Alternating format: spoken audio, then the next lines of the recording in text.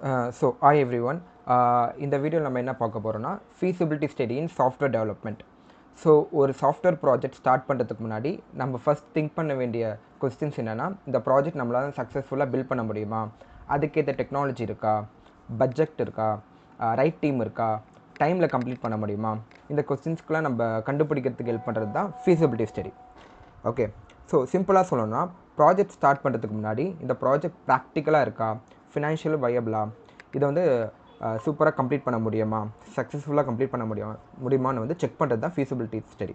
So இன்றைக்கி இந்த வீடியோவில் feasibility ஸ்டடினா என்ன, அது ஏன் important, what are the types of feasibility, இதெல்லாம் வந்து இந்த வீடியோவில் பார்க்க போகிறோம். So why feasibility study matters அப்படின்னா,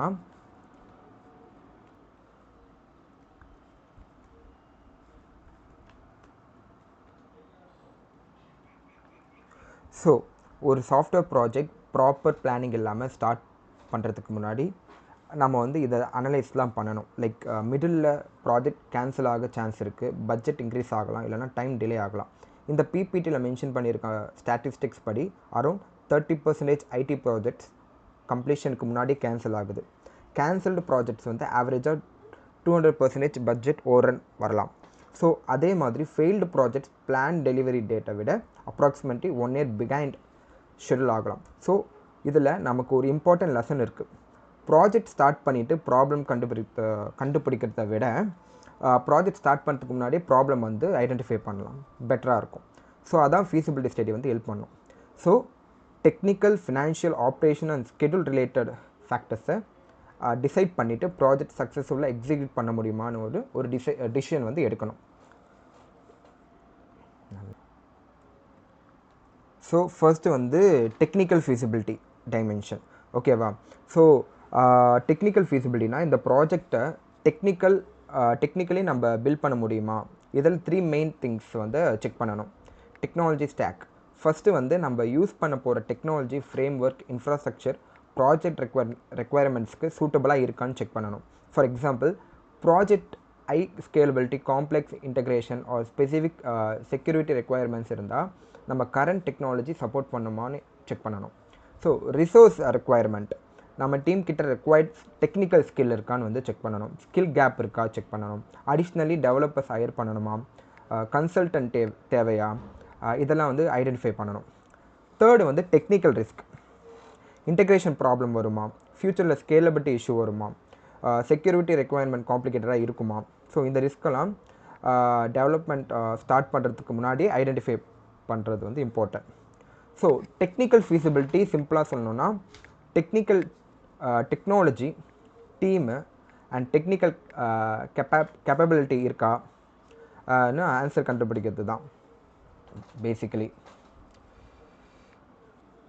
ஸோ நெக்ஸ்ட்டு வந்து எக்கனாமிக் feasibility. இதோட மெயின் கொஸ்டின் என்னன்னா, இந்த ப்ராஜெக்ட் நம்ம அஃபோர்ட் பண்ண முடியுமா, அண்ட் இம்பார்ட்டன்ட்லி இந்த இன்வெஸ்ட்மெண்ட் ஒர்த்தாக இருக்குமா. இதில் 3 இம்பார்ட்டன்ட் ஏரியாஸ் இருக்குது. Cost estimation. ஃபர்ஸ்ட் வந்து கம்ப்ளீட் ப்ராஜெக்ட் காஸ்ட் எஸ்டிமேட் பண்ணணும்.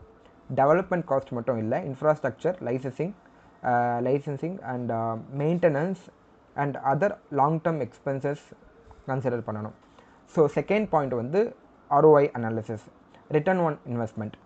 நம்ம இன்வெஸ்ட்மெண்ட் பண்ண போகிற அமௌண்ட்டுக்கு கம்பேர் பண்ணும்போது ப்ராஜெக்ட் ஜென்ரேட் பண்ண ப்ராஃபிட்டு அண்ட் ரெவன்யூ சஃபிஷியண்ட்டாக இருக்கான்னு செக் பண்ணணும். ஸோ சிம்பிளாக சொல்லணும்னா, நம்ம இன்வெஸ்ட் பண்ணுற மணிக்கு எக்ஸ்பெக்டட் பெனிஃபிட் ஜஸ்டிஃபை ஆகுமா அப்படின்னு பார்க்கணும். தேர்டு வந்து funding availability. Finally required budget actually அவைலபிளாக இருக்கான்னு கன்ஃபார்ம் பண்ணணும். அண்ட் ப்ராஜெக்ட் டெக்னிக்கலாக பாசிபிளாக இருந்தாலும் லைக் ரெக்வயர்ட் ஃபண்டிங் இல்லைன்னா ப்ராஜெக்ட் ப்ரொசீட் பண்ண முடியாது. ஸோ டெக்னிக்கலாக நம்மளுக்கு வந்து டீம் இருந்தாலுமே அது ரெக்வயர்ட் ஃபண்ட் இல்லாமல் ப்ராஜெக்ட் வந்து ப்ரொசீட் பண்ணவே முடியாது. இது important point. So economic feasibility basically answer பண்ணுறது என்னென்னா, ப்ராஜெக்ட் அஃபோர்டபுளாக இருக்கா, இன்வெஸ்ட்மெண்ட் ஒர்த்தாக இருக்கா, இதுதான் key like questions.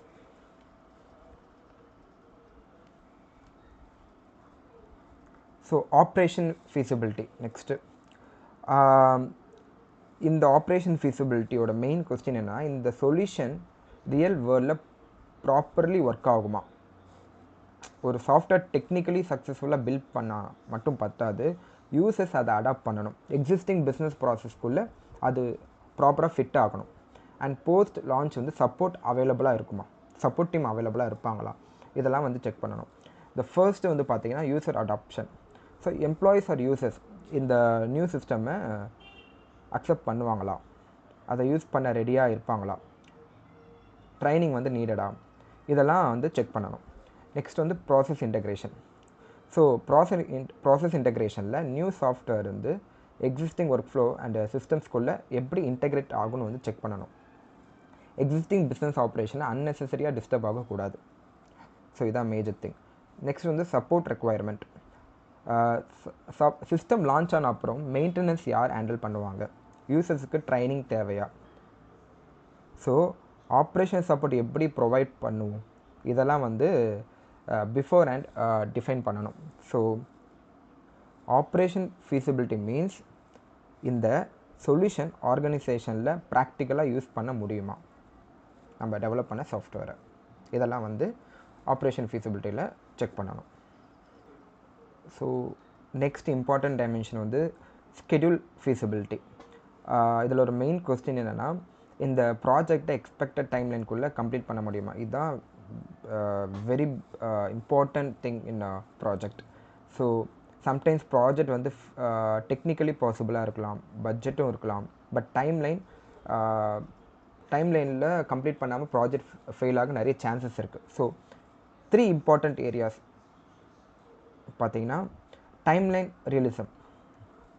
First, actual project காம்ப்ளெக்சிட்டியை வந்து சூட்டபுளாக டைம்லைன் இருக்கான்னு செக் பண்ணணும். Just optimistic estimate based on timeline create பண்ணக்கூடாது. லைக் ஜஸ்ட் ஆப்டிமிஸ்டிக் எஸ்டிமேஷன் வந்து கொடுக்கக்கூடாது. ஓகேவா? Available resources and actual workload வந்து கன்சிடர் பண்ணணும்.